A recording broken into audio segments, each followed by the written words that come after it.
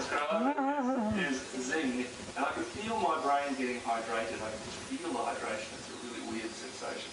My energy levels were improved.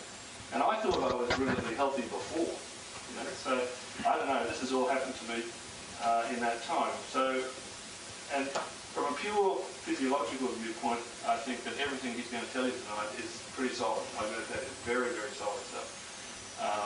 And I had a long time to talk to him this afternoon, and I can tell you now, this man's going to give some information tonight. You're not going to get anywhere else in the world. I heard that something was happening to your hair as well. Yeah, my hair. My office girls, you know, my receptionist started to notice my hair was changing colour. And they said, you know, one of them just said to me, well, my hair's changing a bit colour, you know. And I don't know if it's true or not. Then I mentioned it to a few people, and a couple of other people said, yeah, I think your hair's changing colour. And I think my hair has gone a little darker. It's not as grey. I used to have really silver grey hair like Malcolm, but mine's gone a little darker. But I don't know that that's true or not. I'm just not sure. All these other things I mentioned, though, are real. And you could say, well, it's all placebo effect, you know, but there's a... I don't know. I mean, the one thing that's definitely, I had a seborrheic keratosis on my forehead for about 4 years. And I've been trying to pick it off for 4 years, but it just kept growing. And pick it up, grow, pick it up, grow. It's just stripped off. It's just gone. And I don't know why. It's just gone. I haven't had this seborrheic keratosis anymore. That can't be placebo effect. There's got to be something going on. And I've only been drinking this for 5 weeks. So Sam's been drinking it for how many years? 17 years. No, I haven't given up the wine. I only drink Italian wine. I won't drink Australian wine. How many years have you been drinking? 17 years. 17 years. So there you go. But he knows a lot more. I know a very little bit, but I was very impressed with him this afternoon. And I'll introduce Sam. Sam Wang.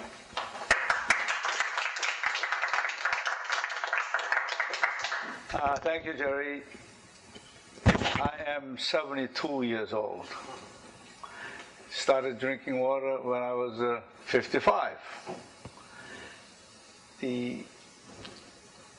I'm from Korea. Went to United States 1951 at the age of 20. I'm an engineer, scientist, inventor. I'm not a doctor. And I'm not a biologist. 17 years ago, when I was suffering high blood pressure, 55 years old is generally the beginning of the adult degenerative diseases. Jerry will tell you that. That's the kind of patients that he sees. Right at the beginning of the adult degenerative diseases.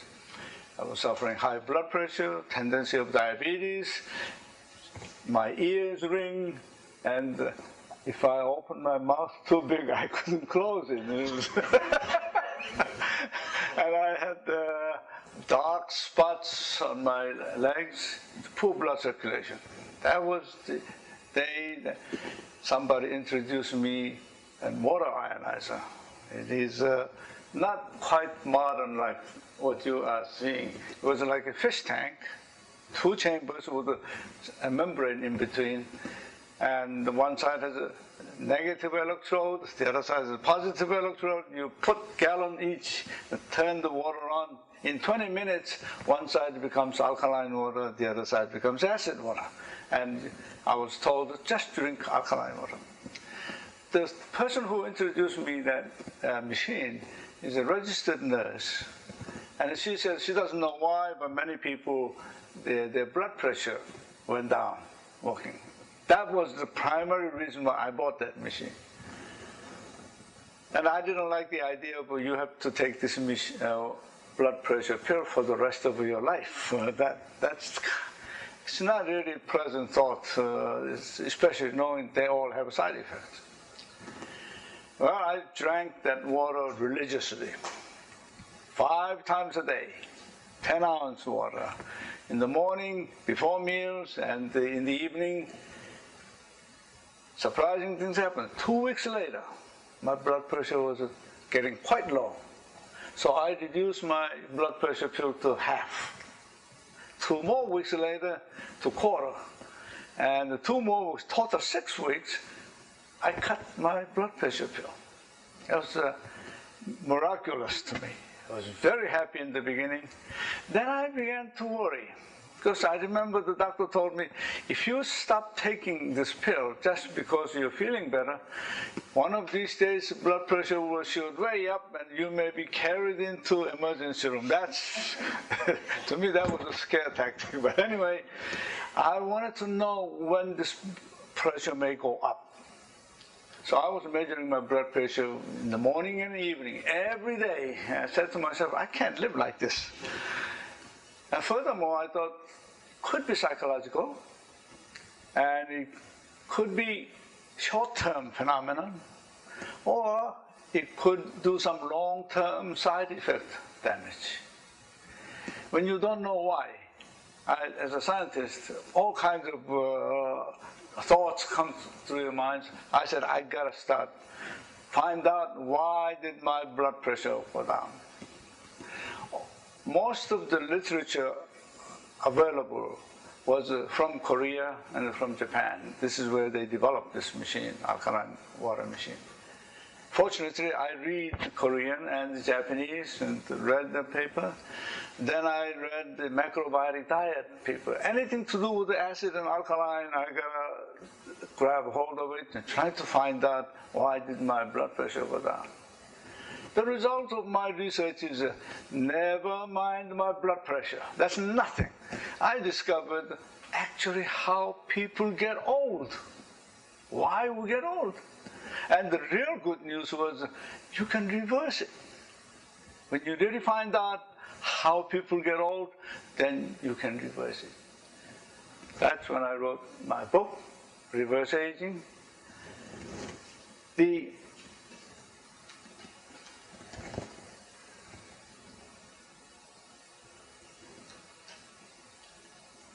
So the first thing I studied was what is food? We have to eat food to live, but it's the food that creates waste product. After it burns with oxygen, giving us the energy, after that is a waste product. And they're all acidic. So I started going to the elements of the food, and interesting discovery is 98% of our food is carbon, nitrogen, hydrogen, oxygen. Nitrogen is in the protein, and the rest of them are in carbohydrate and the fat and fiber. They all produce energy after you burn it with oxygen, and they all produce acidic waste products. And the remaining 2% is inorganic mineral, alkaline minerals, acid minerals. People talk about this as alkaline food or acid food. We're talking about the 2%. The 98% all produces acidic waste. There is no alkaline food or any food that does not create acidic waste, because of 98% is.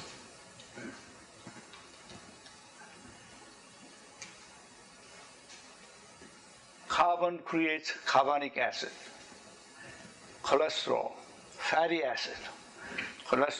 Those are the acid waste from the carbon. Nitrogen gives uric acid and the nitric oxide and ammonia. And the body tries its best to get rid of the waste, because these leftovers don't belong to our body. It doesn't do anything. First channel is urine.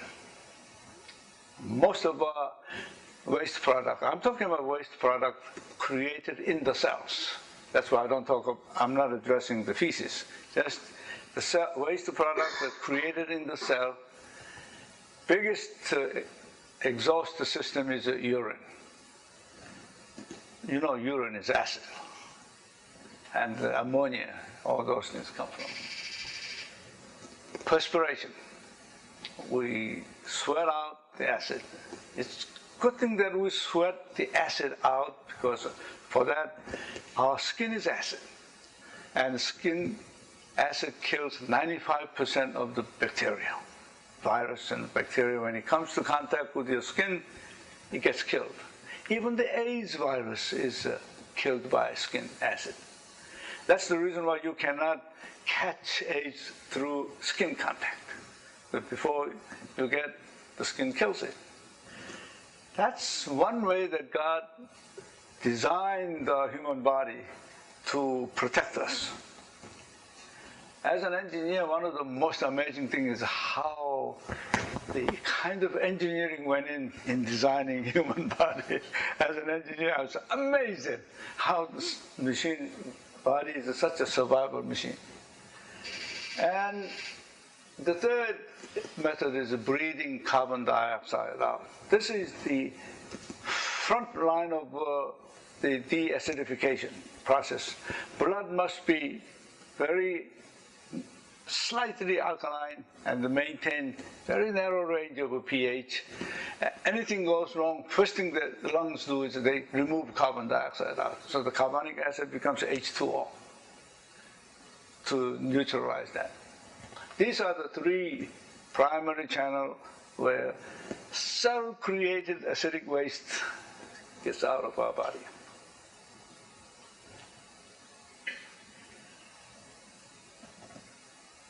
Our body tries its best to get rid of all these acids. Unfortunately, we cannot get rid of 100%. There is some leftovers. What do you do with that leftovers if you can't get rid of it? You have to store someplace in your body. The form of the waste product we store in our body is they are stored in solid form, not in the liquid form. If they remained in the liquid form, it would lower your body pH too low and you'll be dead. Your body fluid and the blood fluid has to be slightly alkaline. But you keep producing acidic waste, so bodies are clever. Again, it's a survival mechanism, converts liquid acid to solid acid. When it comes out of a cell, it is liquid. But by the time we store it, it is in a solid form. Cholesterol, fatty acid. These are, if you look at the chemical formula for cholesterol and fatty acid, it describes in my book. I went through and wrote down all the chemical formula for that. They are incompletely burnt carbohydrate. If you eat carbohydrate, that is rice, noodle, bread, pasta, and don't exercise. That means you don't burn it completely. They become cholesterol, fatty acid, lactic acid. Incompletely burnt means you can burn some more. So that when you don't have any food coming in, you pull that out and burn and get some more energy out. That's the main purpose. These days, we don't have that kind of opportunity to burn more, unless you're going into fasting.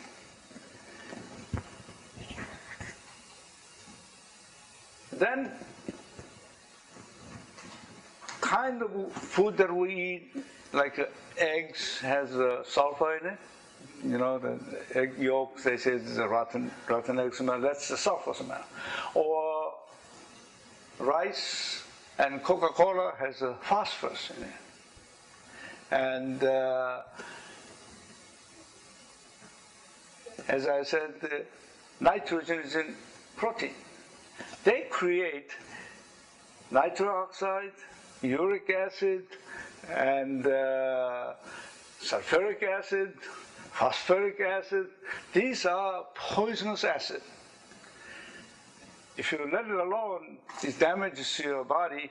So they look for calcium, anything alkaline mineral, anything to neutralize that. If you don't have enough alkaline mineral in your diet, they rob calcium out of your skeleton. That's what this osteoporosis is all about. They come out, combine with this poisonous acid, becomes uric acid, becomes urate. phosphoric acid becomes phosphate. It means phosphoric acid plus calcium. Sulfuric acid plus calcium is sulfate. These, unfortunately, calcium is a solidifying, precipitating mineral. So when it combines with the calcium, it becomes a solid. Kidney stone is the combination of a phosphoric acid and a uric acid. When they combine, they form kidney stones. Some people thought that kidney stone is caused by too much calcium. It's true, there is a calcium in there, but calcium is not the cause of it.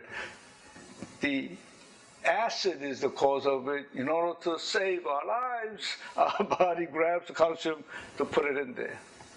It's not an alkaline crystal, it is an acid crystal. The proof is, if it were alkaline crystal, it would dissolve in urine, which is acid. Because it's an acid crystal, it doesn't dissolve in. And that's why it gives you pain. The plaques are those urates and phosphates plus cholesterol. They get mixed together and cause nice plaques. Uric acid. Uric acid is, the cause for gout. Uric acid, before, if it's formed in an area where calcium can get there easily, it becomes urate. But if it's formed in a joint in your foot where calcium doesn't have any chance to get there, before calcium gets there, it crystallizes itself. So uric acid is a shiny, just like a glass. If they go in between your joint, you have pain. That is, everybody who had experience with gout will tell you.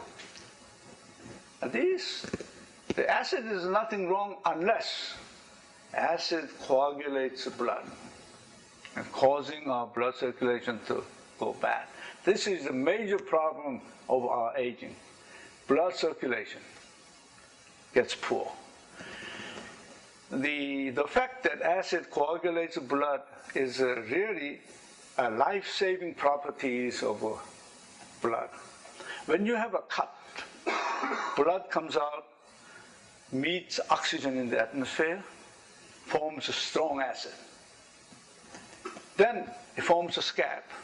Because of this property, solidifies it, stops bleeding. This is how God designed our body, saving from bleeding to death when you have a cut.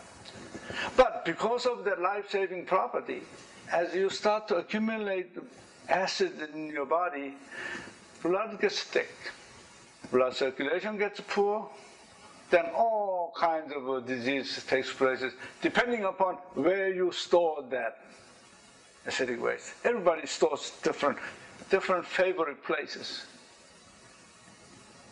If you accumulate near your pancreas, now this is a lot of men generally start to build up here. The woman a little below.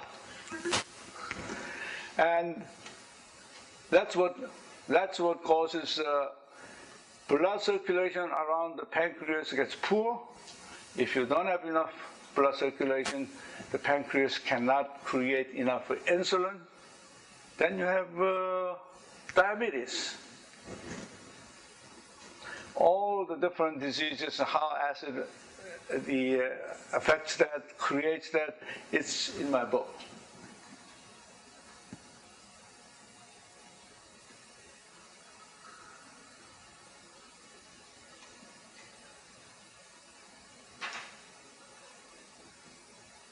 The heart diseases.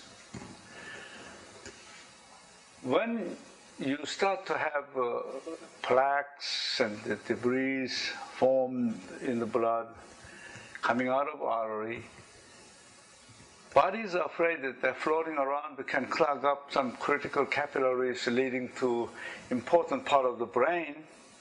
So they try to paste on your artery coming out to save you.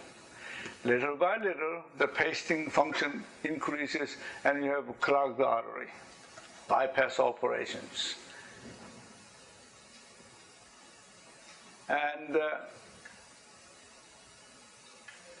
cancer cells are acidic, while healthy cells are alkaline. I don't know all the mechanism of cancer cells, but I do know cancer cells are acidic. And stroke, high blood pressure, if it becomes too much acid, oxygen content of the blood gets low.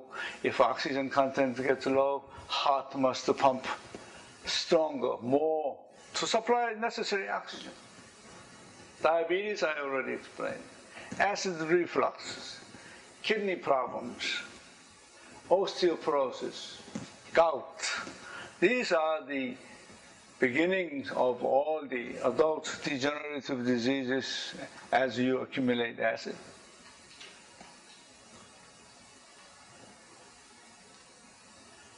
So what I discovered is aging is nothing but the result of acid accumulation.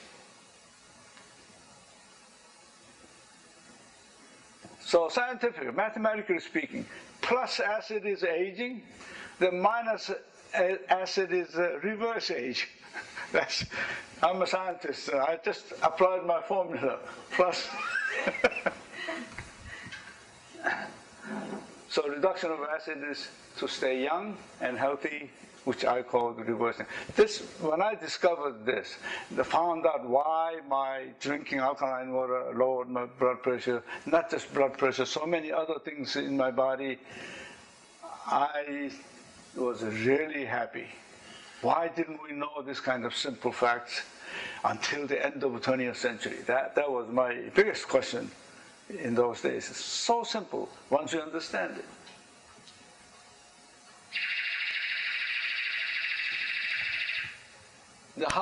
Then the goal is to reduce acid. Now, how do we reduce acid? There's a hard and less effective way, and the easy and the more effective way. When we think of health, we think of a diet. Something wrong with the diet. Exercise. Liposuction.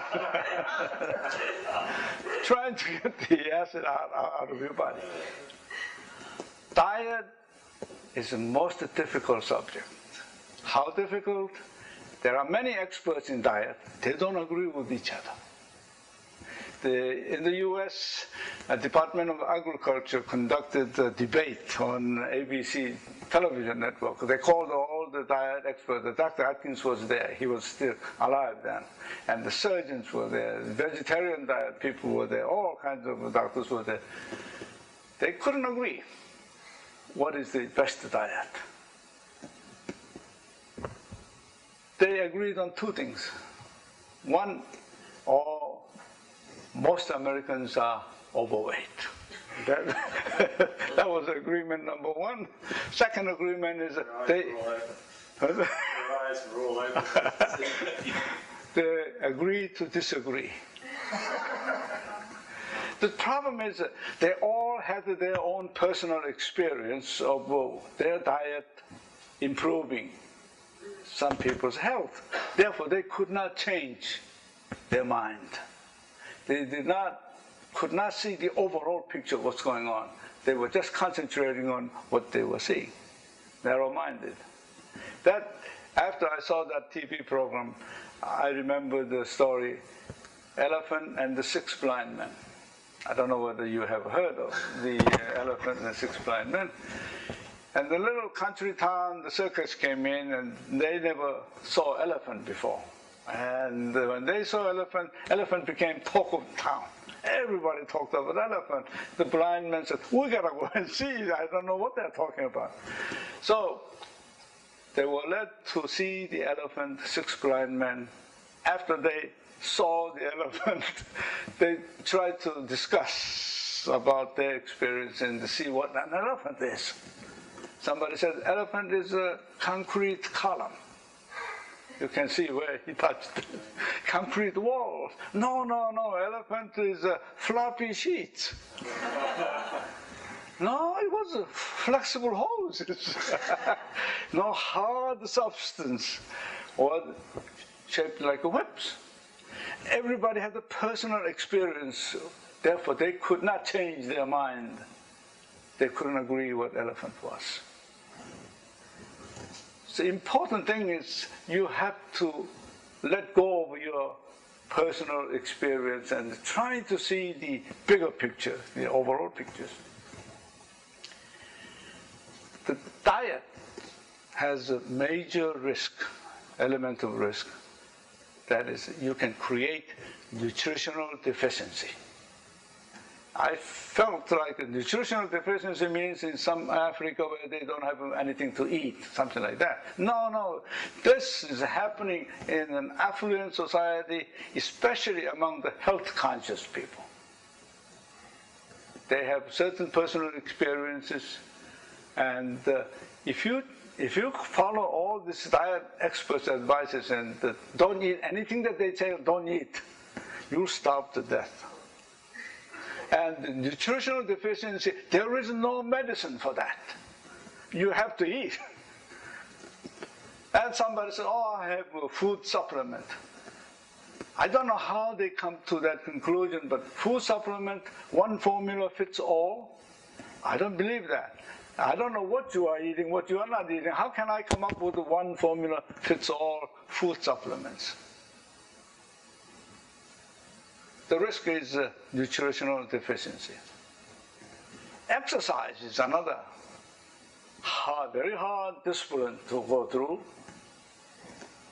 I don't know how in Australia, in America, when they say exercise is push to the limit. No pain, no gain. Weight lift. They take certain risk. First of all, when you over-exercise like that, you create lactic acid. Much more acidic problem. I know a friend of mine loved to dance. About 30 minutes into dancing, she had to stop because exercise-induced asthma. The lactic acid causes asthma, and she had to stop dancing. And if your blood vessels have a lot of plaques and debris floating around, during exercise, your blood pressure is extremely high. So high that your blood pressure measuring device cannot read. That's why nobody measures blood pressure during exercise. You have to relax, then measure blood pressure, because they have limited ranges. So during exercise, blood pressure could be very high, and if you have this floating debris in your blood vessels, they could go in and clog up capillary leading to critical part of your brain. Then you have a stroke. You hear a lot of cases of stroke during exercise. It's caused because of that. That's the risk, lactic acid. I won't buy the risk for liposuction.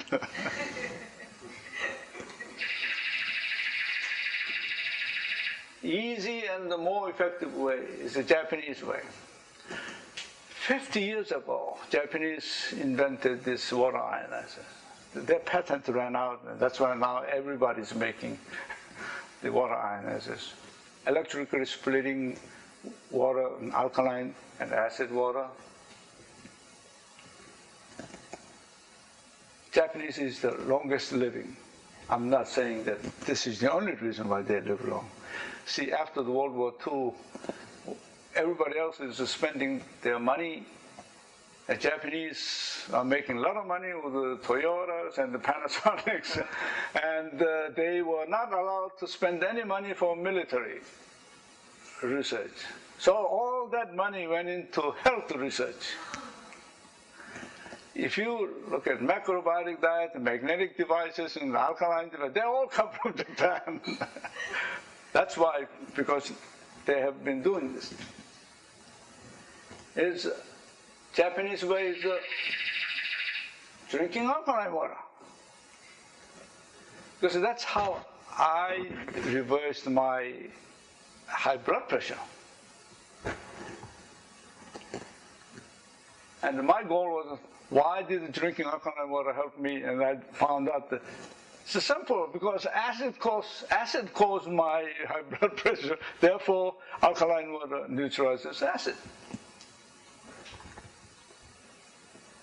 The Japanese have it municipally? Do they have it in towns, or is it always on home use? It's always on home use. The reason is this. Amount of water that we consume is a very small part of the water that I get from the municipal. I would be first to object if a government uses my tax money to alkalize all the water so that people wash a car with it and take a bath with it with alkaline water. That's a waste. I would not go for that. It's individual responsibility. So the question is, how do we make alkaline water? Water ionizer, that's what you're familiar with. Ion cells here, and Japanese, now Koreans make it, now I understand even Chinese make the water ionizers. Then, what I figured out was, I was drinking 10-ounce glass of water, pH 10, 5 times a day. So one of those days, I calculated how many H2O is in that 10-ounce glass of water. I had a lucky break. Calculation shows 1 with 25 zeros afterwards. If you can count that kind of number, that's the approximate number of H2O molecule in 10-ounce glass of water. If a pH is a 10, then number of OH minus ion in that water is 1 with 21 zeros. It's about 1/10,000th. That's pH 10 water. People talk about, oh, my machine makes microstructured alkaline water and the surface tension is high, or oxygen reduction potential, or P is greater, all kinds of things. But that's not the important thing. What I found out is it's number of OH minus ion going into your body. Once it goes in there, equal number of H plus ion will be neutralized. That many number. And H plus and OH minus ion, when they meet, they become H2O. That's what we mean by neutralizing the acid. Then I realized, hey, I don't have to have a machine to make alkaline water. If I can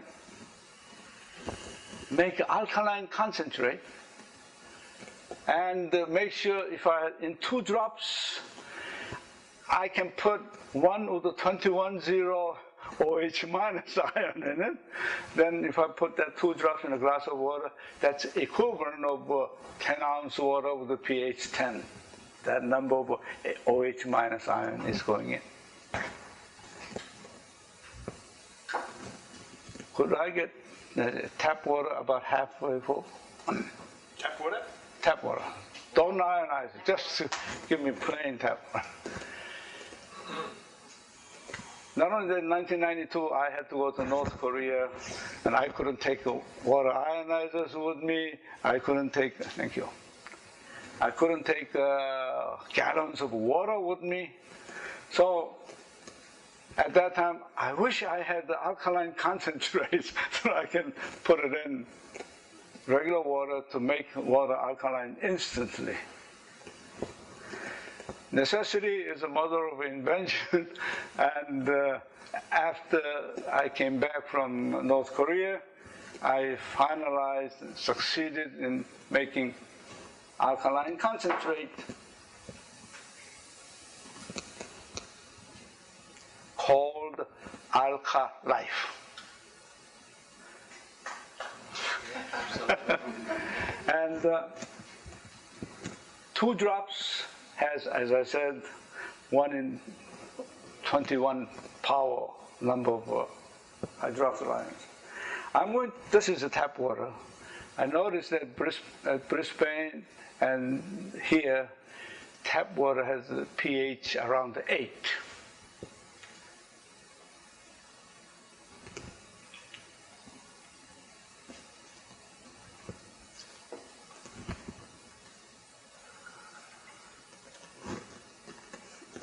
Blue color. I'm going to put only 1 drop because this is not quite 10 ounces, okay? Just 1 drop.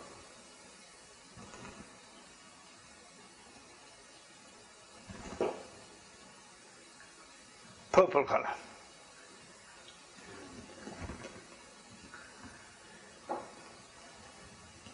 Now I'm going to play some trick here. You see, carbon dioxide is an acid. This body throws it out, right? I'm going to blow my carbon dioxide into this water and change this alkaline water into acid water. Would you believe that?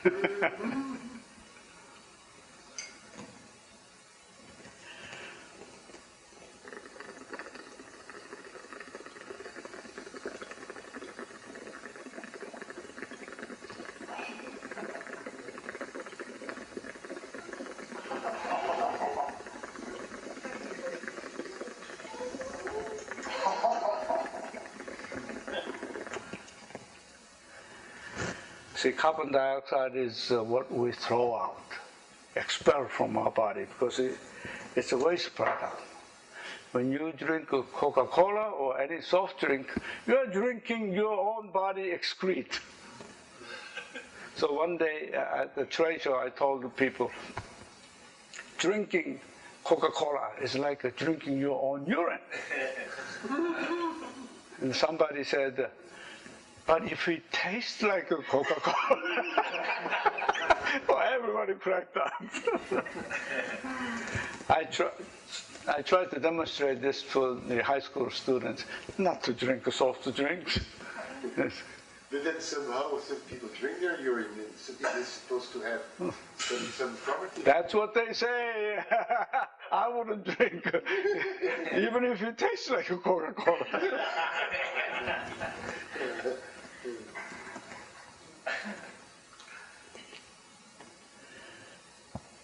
When I first wrote Reverse Aging, I do most of the sales of my lecture as well as everything else through my books.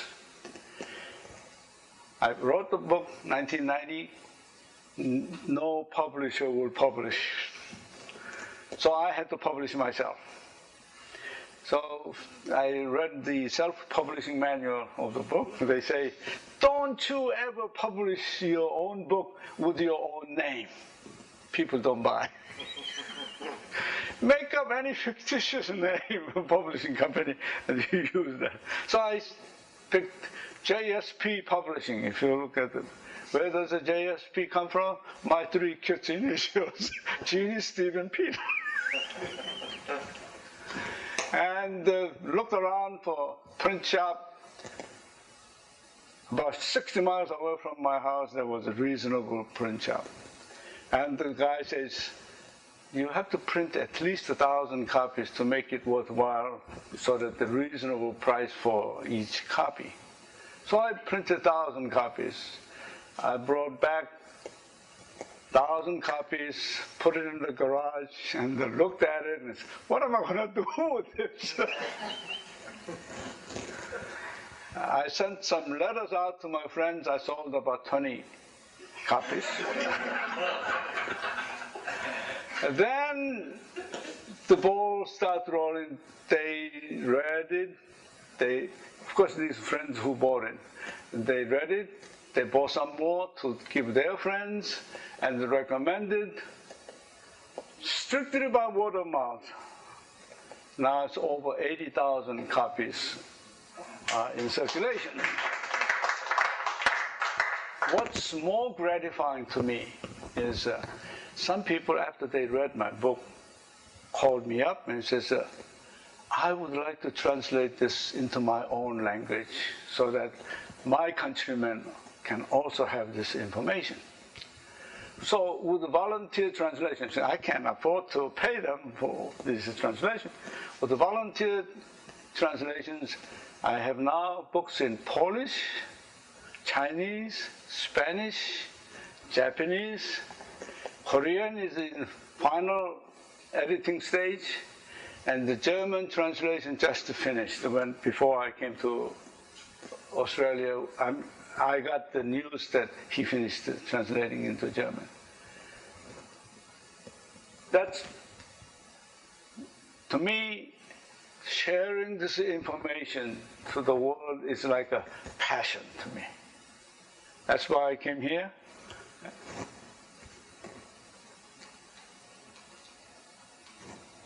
Do you know, is there anywhere in nature where you can find alkaline water? There are some natural alkaline dug up, but they also are usually silica-based. They're not necessarily the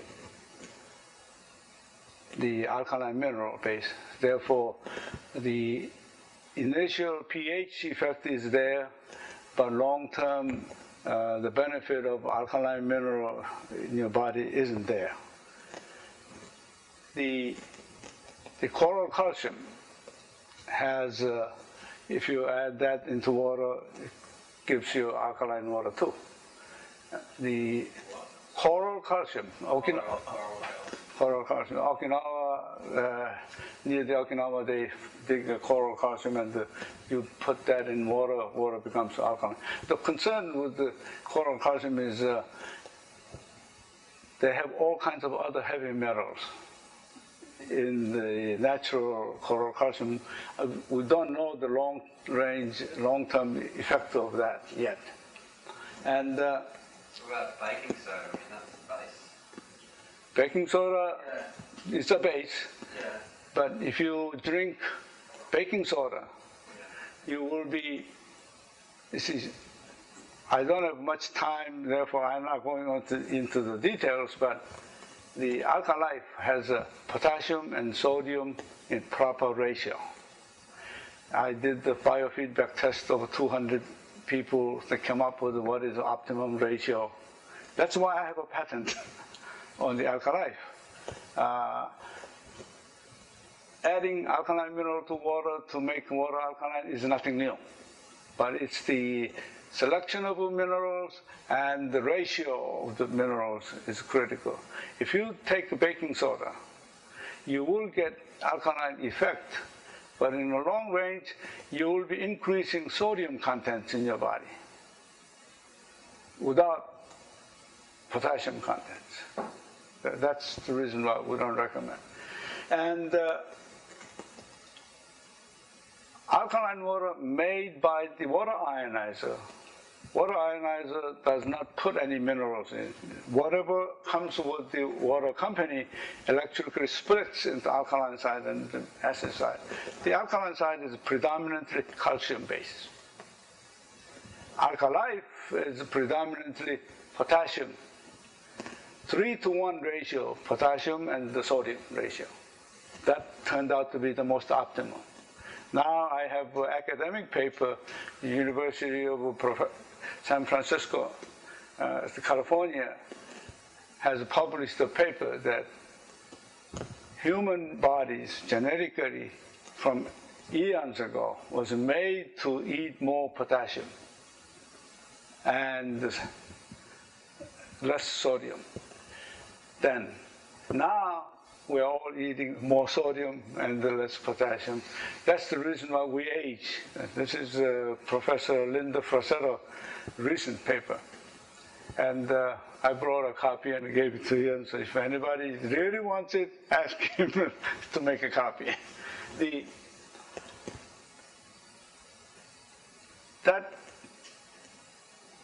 I didn't know that when I made Alkalife, but I had a biofeedback test of 200 patients.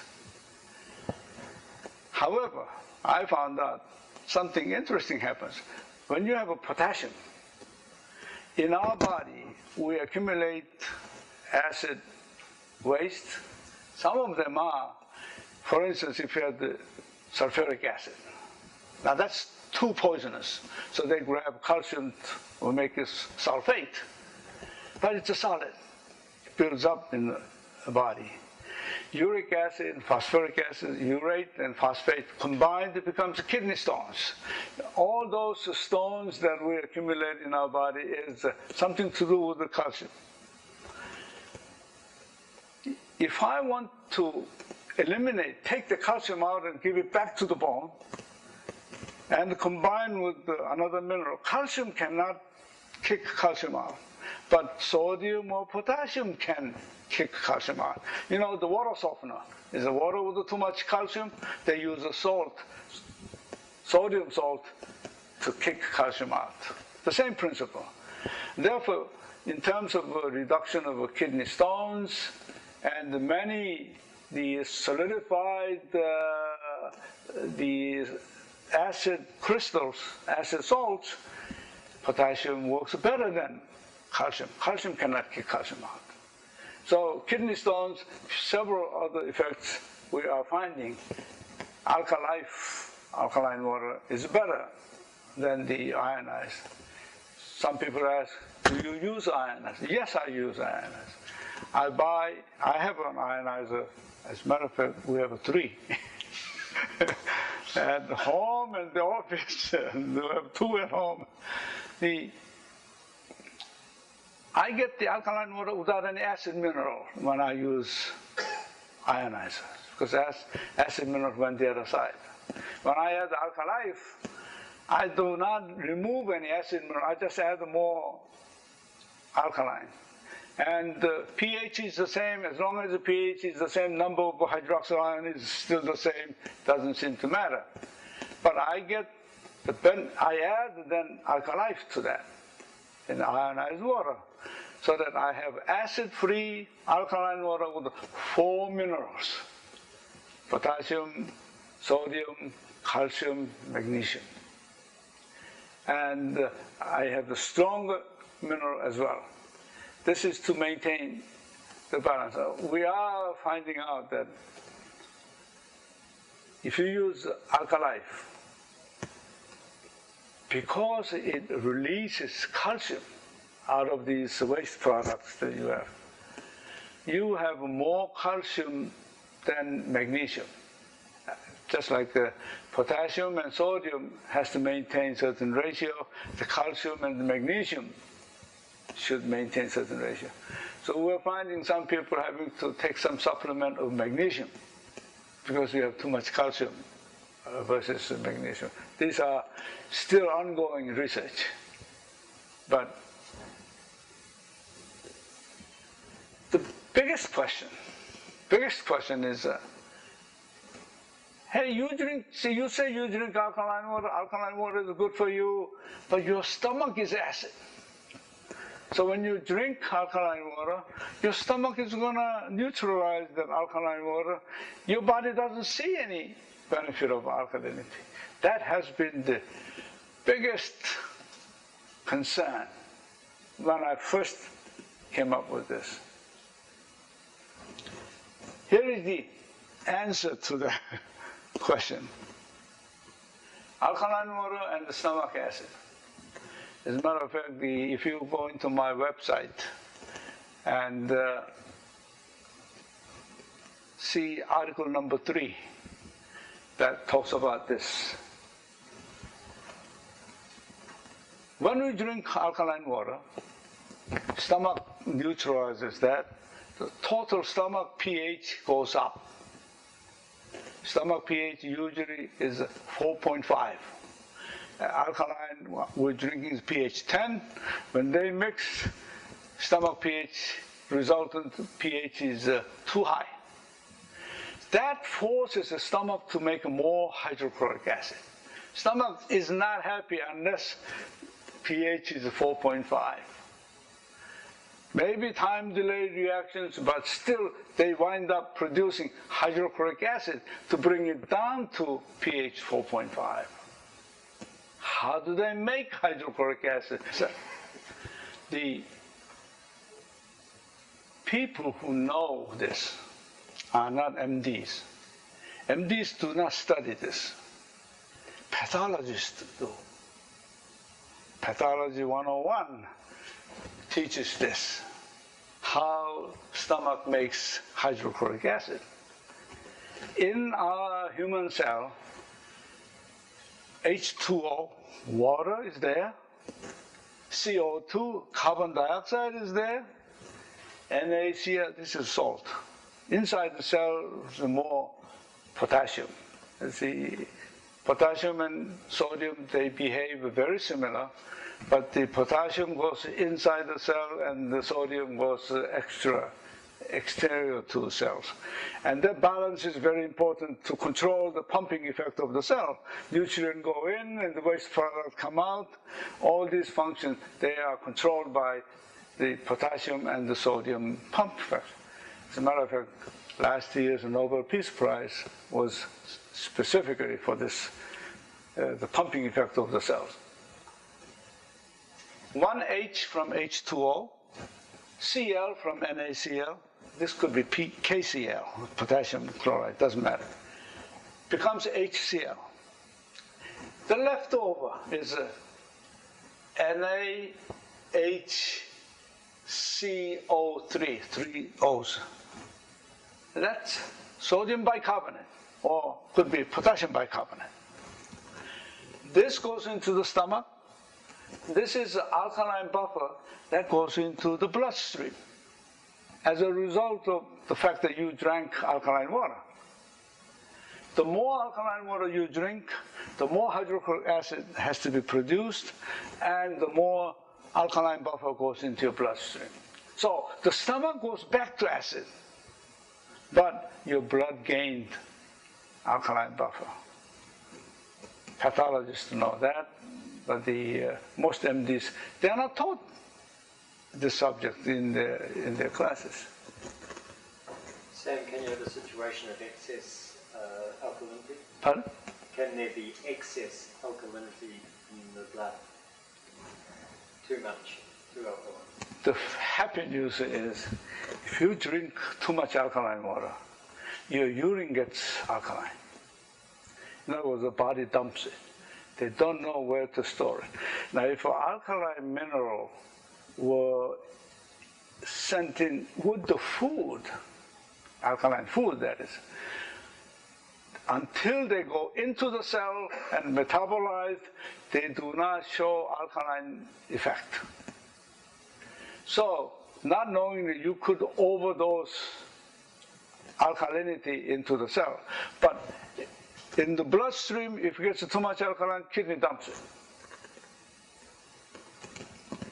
As a proof, your urine becomes alkaline. Now, urine should be acid, because we dump acid. We also found another side effect. So when you do that, if you have a kidney infection, the bacteria for the kidney infection, they are the one that loves acidic environment. That's why they don't die and they survive. But they cannot survive in alkaline environment. When you flush your kidney with too much alkaline and urine becomes alkaline, you kill kidney infection bacteria.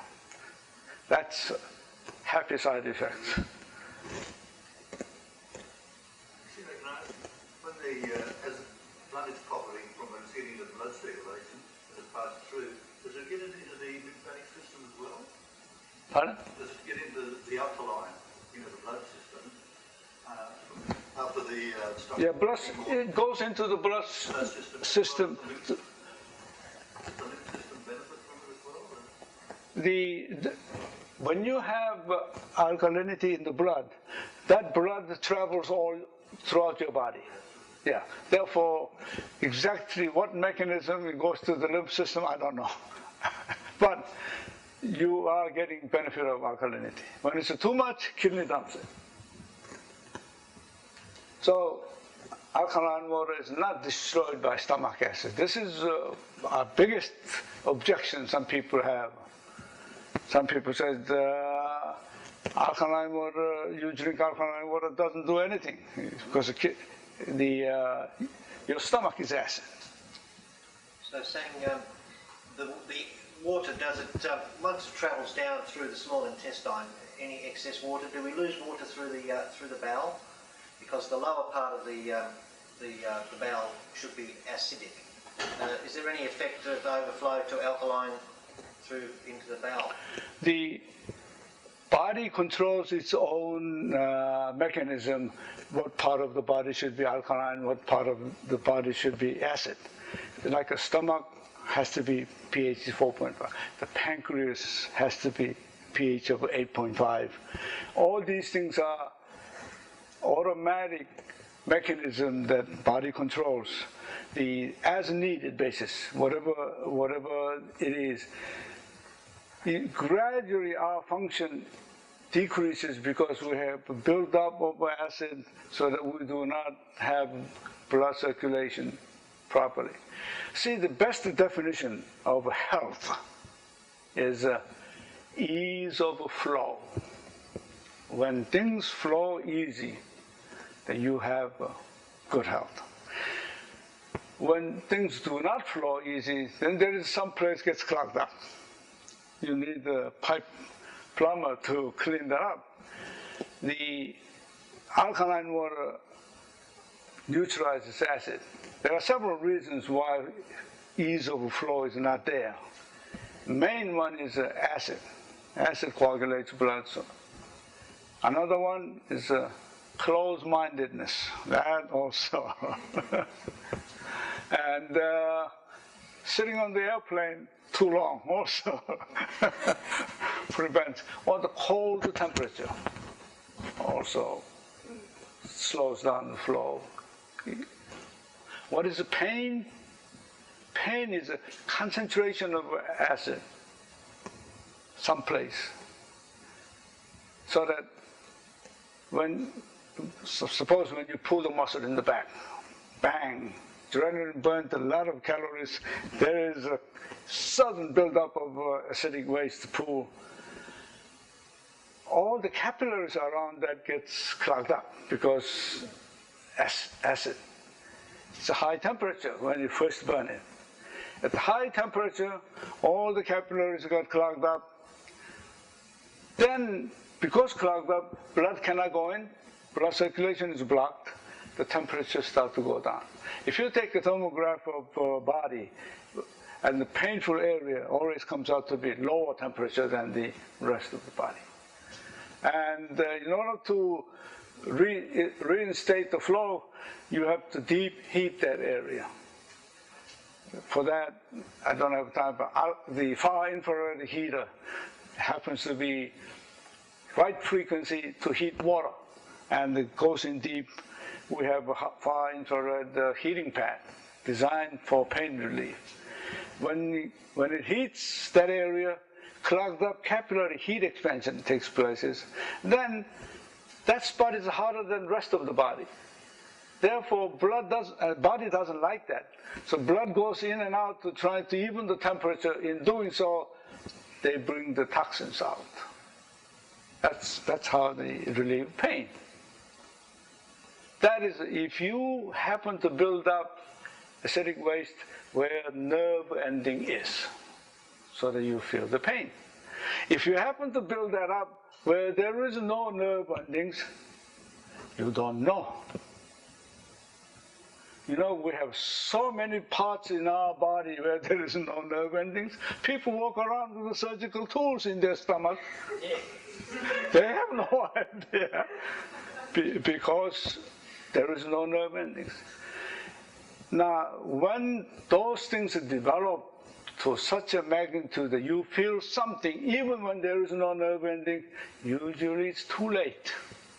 And this is why you want to have early detection, do whatever you want to do to eliminate that. That's more dangerous, the fact that there is a buildup of acid, you don't know.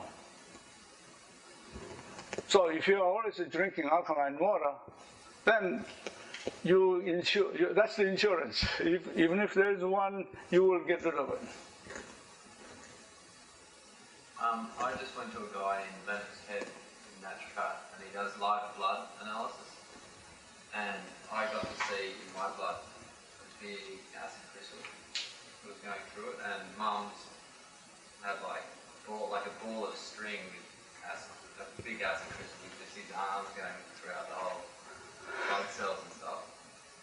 And then after, doing a diet, an anti-candida diet for 3 weeks, and they went back and acid was gone and stuff. But that would be a way for people to have a look at their own blood and drink alkaline water and then have a look and see. Great. Because after you see it on the screen, you're going to do something about it. My mum's blood was just a nightmare. So when she had a look, she said if she got told that and never got to see it, she wouldn't have. Yeah, I'm glad you've had the means to look at it. Yeah. If what you don't know, they say what you don't know can't hurt you, but that's not true. That's not true. There are many. The research I've done is over 14, 15 years. I'm trying to condense that in less than an hour. It's not a possible thing, but I will entertain some questions. And if you don't have questions, I have a few other subjects that I could cover. But right at this point, this is the question and answer session. Yes. Sang, are you familiar with the remedies that Alpha Omega Laboratories offer cancer patients all around the world? It includes something like those drops. I'm not sure whether that's your product or not. I don't know. You don't know that one? Okay. I don't know about it. Certainly is it's drops that go in water to alkalinise water. I've been using them with my cancer patients for years now. I just didn't know. How long have you had your alkalizer? Alkalife has been patented in 1994. Okay. So. Well, I guess it could be the same thing then. Drops called Super Oxy, yeah, that's right. Yeah. That's from Belarus. I bet that's they have the similar product. They've got the CanSema products there, and Alpha Omega Laboratories was where I contacted. I am not sure, but I don't think it's Alkalife, then I would know about it. Yes. I've been drinking alkaline water for a few months already, but I must admit that I cannot say that I felt a change. Even somebody told me that actually it was created for Japanese businessmen so that they could go to work the next day. If they had drunk too much. I don't know. I read the report that the Japanese claims that if you drink alkaline water, you don't have hangovers. Yeah. That's what they say, and I'm not a drinker to the extent of have a hangover, so I can't give personal testimonial on that. We have a Japanese friend, Yeah. but there's in a hospital in Japan, they provide the alkaline water in the hospital. There are reports that in Japan, the patients ward, they give alkaline water. And we get the report that I have a list of symptoms that drinking alkaline water improved.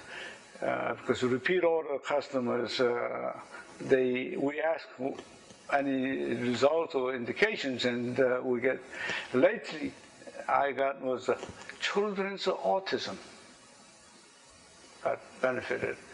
They have a California area, they have a support system for the parents, among the parents with the children with autism. I have no idea, I'm not a doctor, so what the autism is caused by, but I do know it must be caused by acid. That's why drinking alkaline water improved. A lot of things happen. I lost about 20 pounds. I didn't know I was losing 20 pounds. Therefore, I don't know when I lost. At the end of 2 years, I finally accepted that I lost 20 pounds, and I finally had to cut my pants in to change my wardrobe. But since I don't know when, I said, I lost 20 pounds in 2 years. Somebody said, that means in 20 years you'll lose 200 pounds. It's a good thing that your body is more intelligent than yourself. Body knows what is the optimum weight, it maintains it. Since then I'm not losing weight, I'm not gaining any weight. I don't exercise, I don't diet. I try to, as a scientist, when you mix so many things up together, you don't know which one worked. So you have to be consistent to see the results. Anybody else?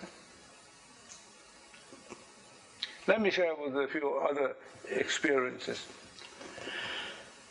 These are all common sense when you understand. Scientifically, it makes sense, but you never thought about it.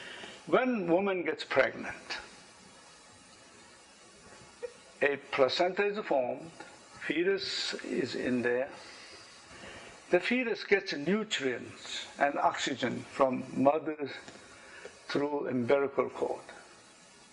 So fetus grows and burns nutrients, otherwise they won't get it, they have to grow. They also make waste products. Unfortunately, mother's blood vessel is not connected to the blood vessel of the fetus. Therefore, mother's blood vessel cannot take out the waste product. So the fetus discharges, urinates in that placenta 9 months. Can you imagine that? Until water breaks. So the mother's body needs all kinds of alkaline mineral to neutralize that 9-month discharge of urine from the fetus. That's why in the early stages of pregnancy, mother's body loses so much alkaline mineral to the placenta. If the mother's body has a lot of alkaline reserves, they don't feel anything.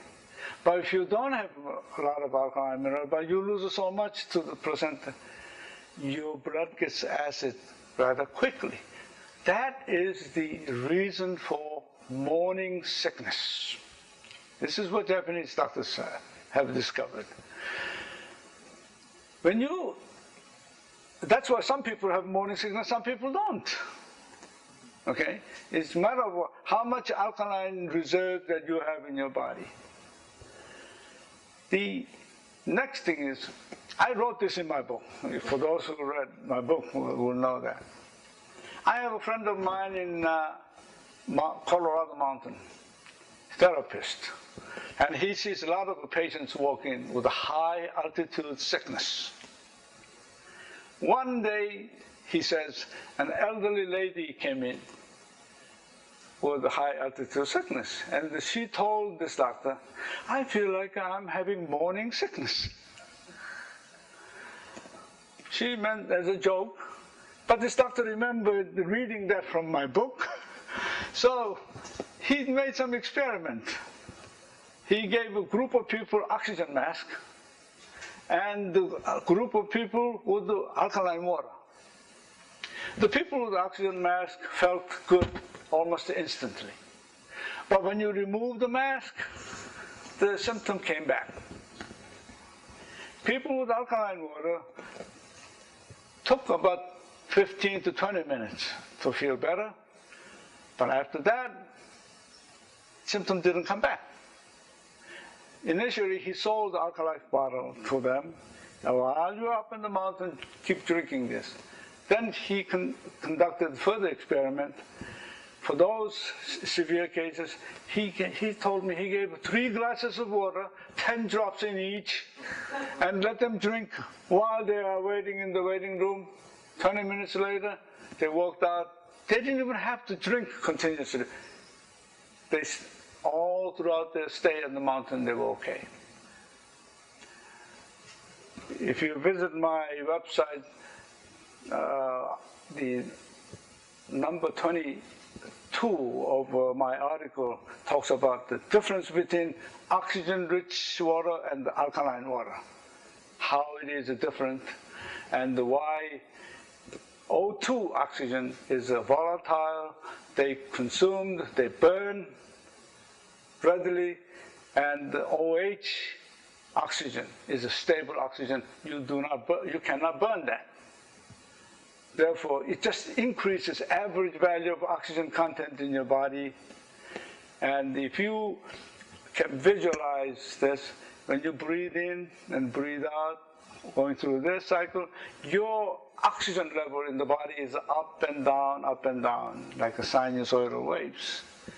If your average value is low, when it goes down in the valley, it gets too close to zero value. That's what the high altitude sickness is. So if you can raise that average value of oxygen, then when it goes down, it's still far away from the zero value. You don't feel any.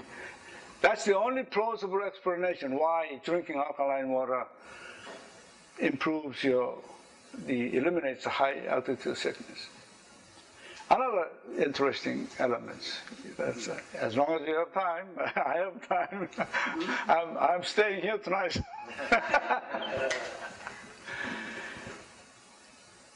They say our human body has 75 trillion cells, give or take a few trillion.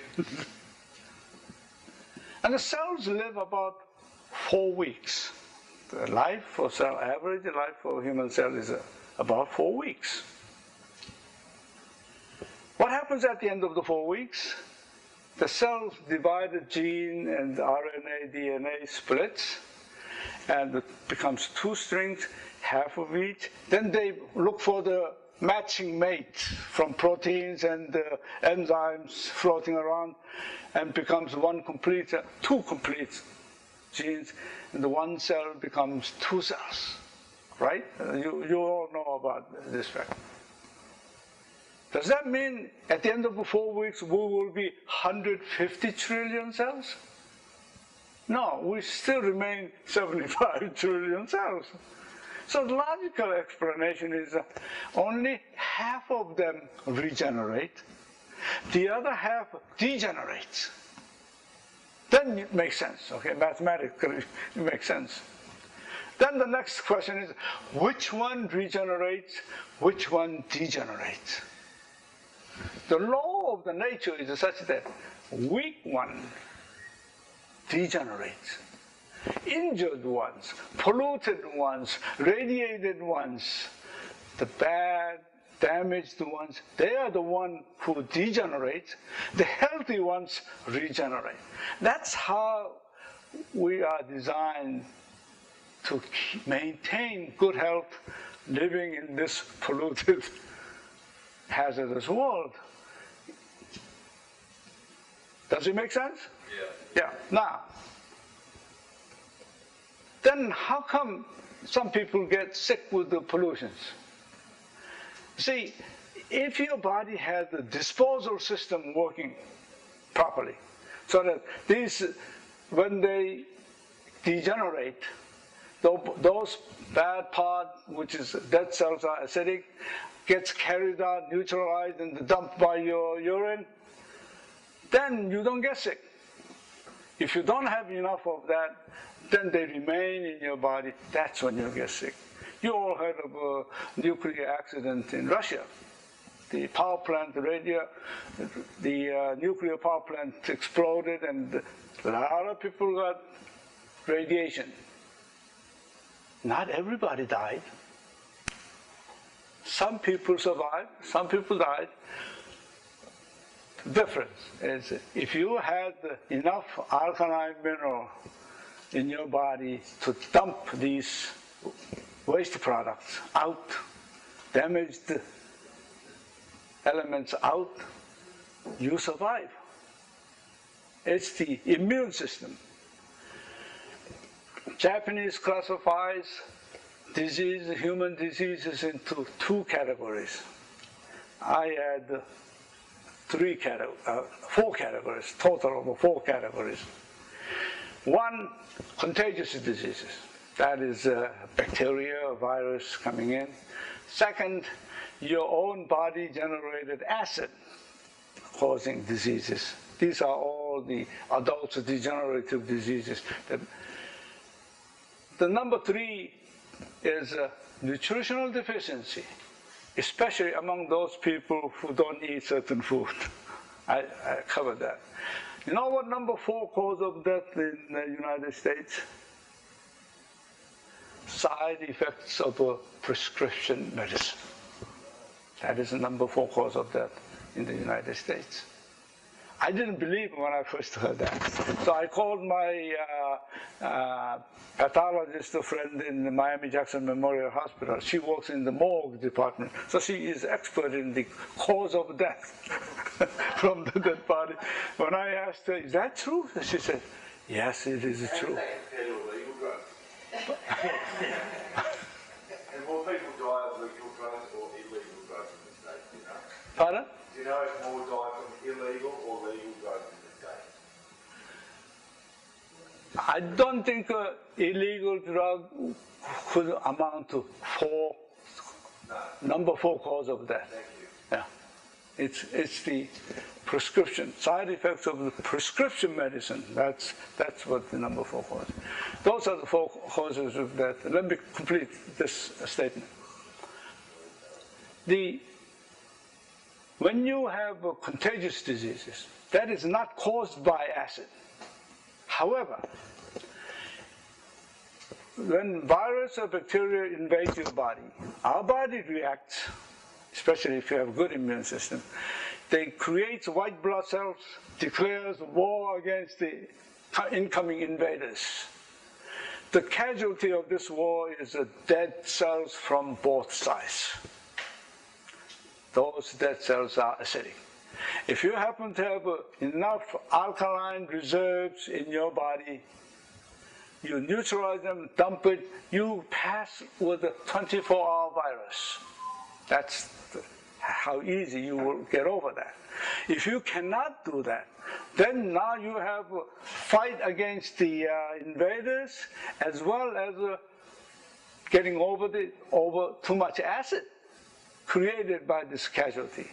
That's why you suffer through 2 weeks until your body really develops, going through all kinds of hell, trying to get over that overcome the sickness. You lost so much alkaline mineral during that 2 weeks. That's why doctors tell you to eat bananas and oranges to replenish the lost alkaline minerals. That's the proof. So, immune system, to really help your body, you must build up alkaline reserves in your body. How does it? In human blood, there is acid buffer and alkaline buffer. Acid buffer is the carbonic acid. The doctors measure that as H+ in the blood. And the alkaline buffer is a bicarbonate, the one that we talked about, bicarbonate. If you have plenty of these things, you don't have any problem. As you get old, hydrogen acid buffer increases, alkaline buffer decreases. That's because your body gets too much acid. As a result, your immune system goes bad. That's why when the flu season comes, the elderly ones get the inoculation. They are considered to be risky group. And the infants, at the same time. Elderly ones, it's obvious because you don't have enough alkaline reserves. The infants, they don't have enough experience for fighting immune system. That's why when infant is born, they get all kinds of shots. It takes time for them to build up the immune capability. So that's why the youngest one and the oldest one is at risk when the new flu season comes. Yes? Your blood should stay around a normal acid level, pH. Alkaline level. Is it about 7? 7.2, 7.3. Blood is 7.3, 5 up to, depending upon the individual. The cellular fluid is a little lower than that, but has to be above 7, not 7. If it's blood is 7, you could be in coma. Yeah. I was just going to say, acidosis, if it goes down to 7 or less than that, it's called acidosis. The acidosis is the one that does not have enough bicarbonates. Yeah, so that's bad, but also alkalosis is also bad. If your blood becomes too toxic. Usually, alkaloids comes when you too much deep breathing. That's what not by alkaline water, maybe with alkaline foods, because alkaline foods, they do not have automatic dumping system. It goes into the cell, then metabolism, then it shows alkaline property, because it's embedded in the food, organic part. So until you burn it, you don't see the alkalinity. There is a lady doctor in San Francisco who I told you came up with the potassium and the sodium ratio was upside down with our genetic makeup and today's diet, okay? That lady also published a paper. She studied many published data of blood pH and the blood, the H plus acid level, bicarbonate level, the PCO2 level of many different people, and they classified the age bracket, 20 to 30, 30 to 40, every decade up to 100 years old. They came up with the conclusion, as you get older, you have more acid. We knew that a long time ago. You don't need to study, but that's an academic paper. University of California, San Francisco, she published. I gave that copy to Ian, and for those who want to have it, ask him. I brought that paper. Yes? How many glasses of water should we drink with this alkaline water? And how much is the little bottle? How long will it last? The Alkalife is designed to have 600 drops in it. We recommend 10 drops a day. That means 60 days, 2 months supply. They're calculated to have 2 drops, to have 1 with a 21-0, that number of OH minus ions. Therefore, you put that in 10-ounce water or 2-ounce water, 4-ounce water, doesn't matter. Because to me, it's not the pH, it's the number of OH minus ion is critical one.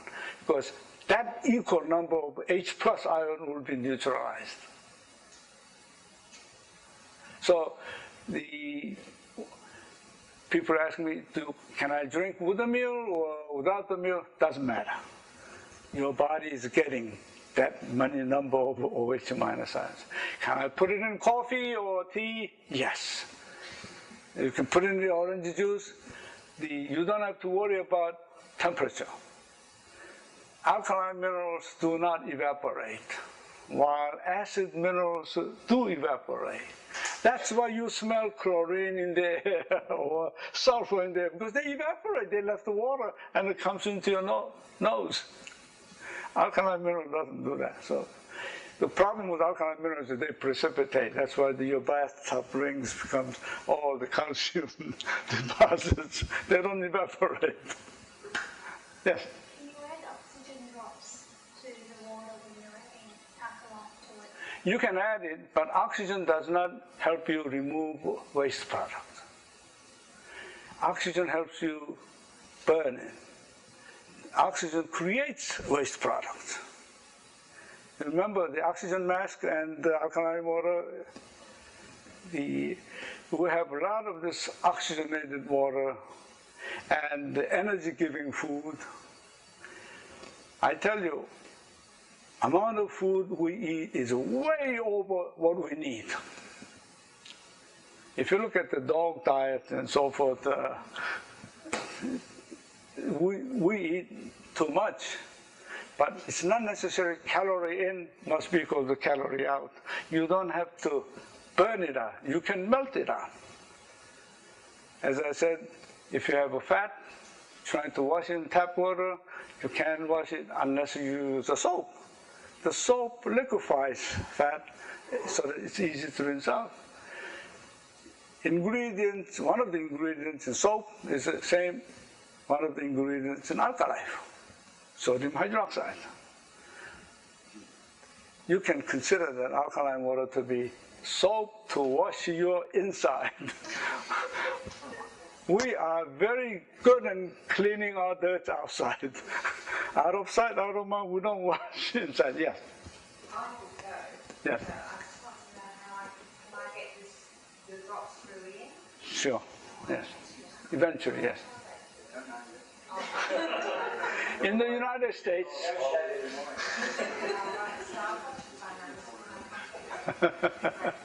in the States, we sell at US dollar $30 a bottle, but it lasts 2 months. So if you think of one per month supply of 15 US dollars, Australian dollar 20 US dollars. Sam, what would you say to people who say that drinking high alkalinity or taking high alkalinity is bad long term? You're talking about taking pH 10 water. I sometimes take a pH 11 water. Take pH 11? Yeah. They have to show me the proof, scientific proof, not the estimate or guesswork. Body dumps it. Body dumps it, anything over necessary. But this doctor therapist who gave 3 glasses of water with 10 drops in, that's 30 drops, sitting all at once. That time, that person is really deprived of alkalinity.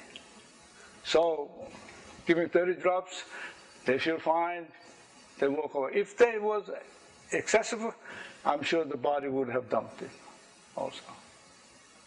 I wouldn't worry about it. It's just remember, number of OH minus equal number of H plus will be cancelled. Yes? How do you know if you're taking too much? Pardon? How do you know if you measure your urine to be, pH 8. Yeah, but I mean, I'm short of busting out a litmus strip. But is there anything? I don't believe in those saliva tests, and they are function of so many variables. There's no consistency. People would.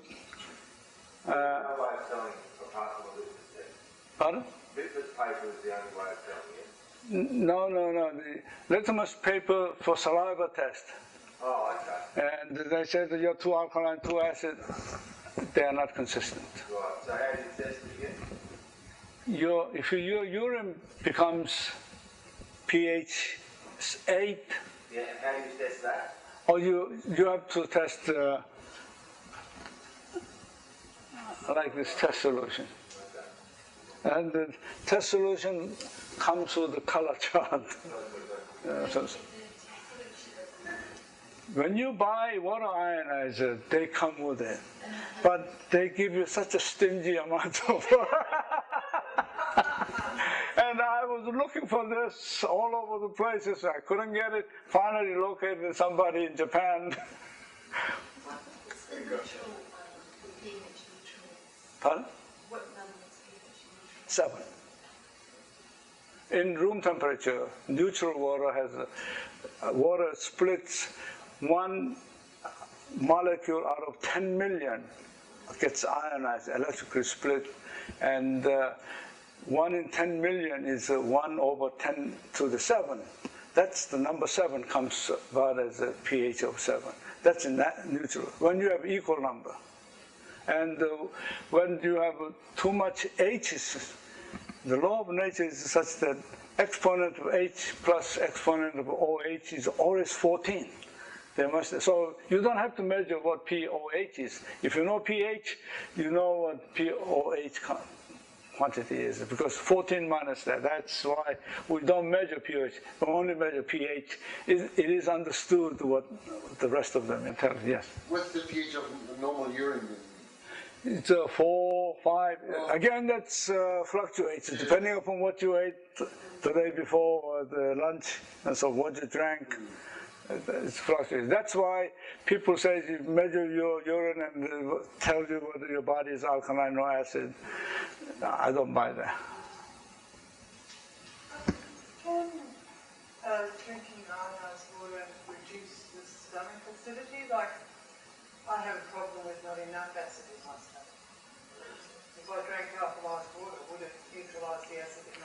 That, see, that is your body mechanism cannot produce necessary hydrochloric acid.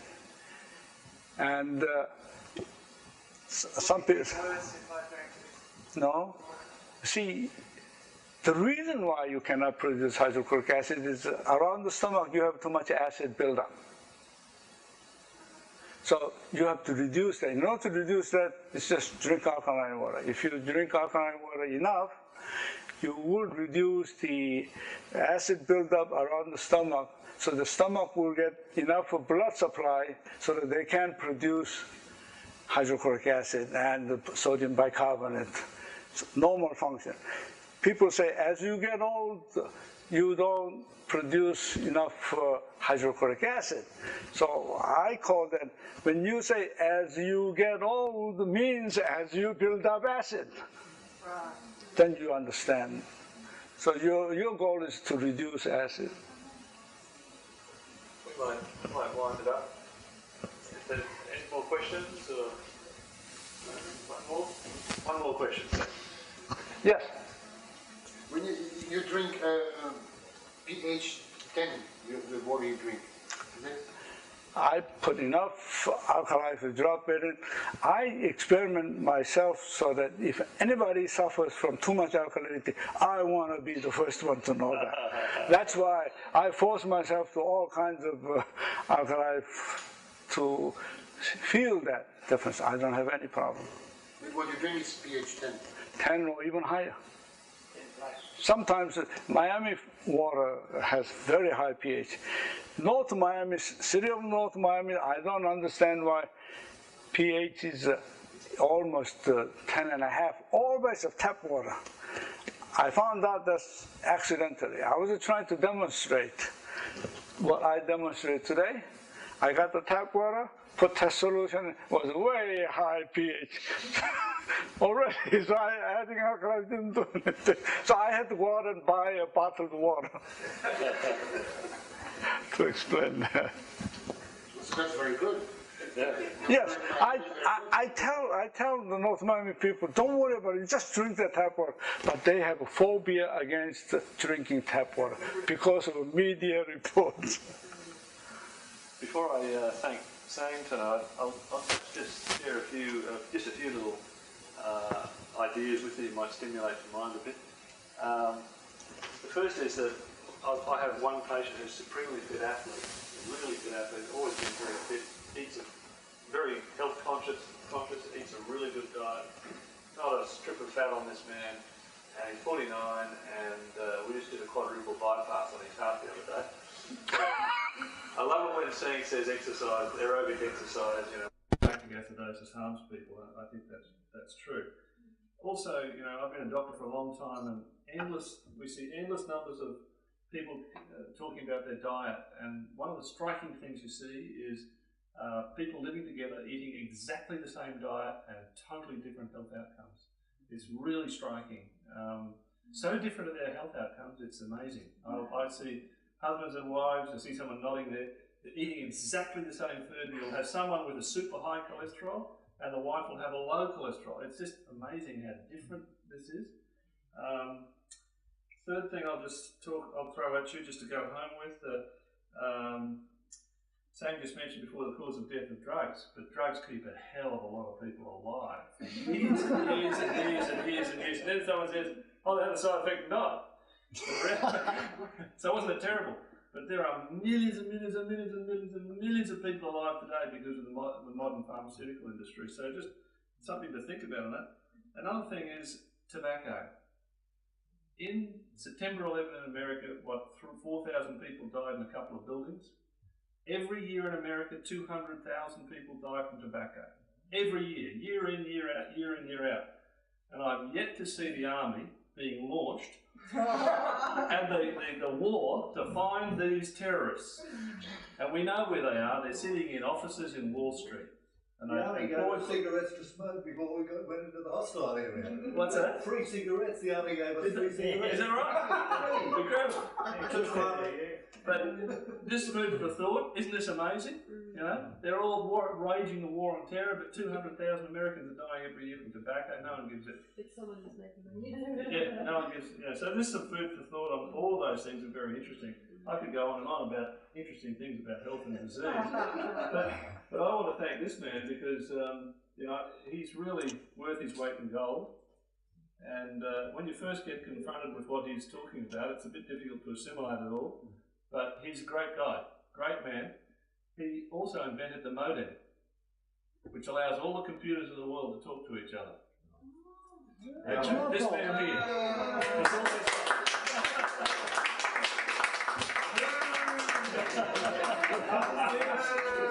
we can blame him. We got rid of him and Bill Gates, we'll all be happy. But I'd like to thank him for coming all the way to Australia and sharing all this with us. And we can all thank him for tonight.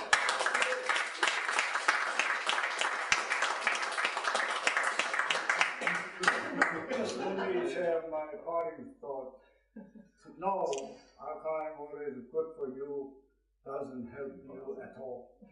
You must drink it. Otherwise it becomes a useless knowledge.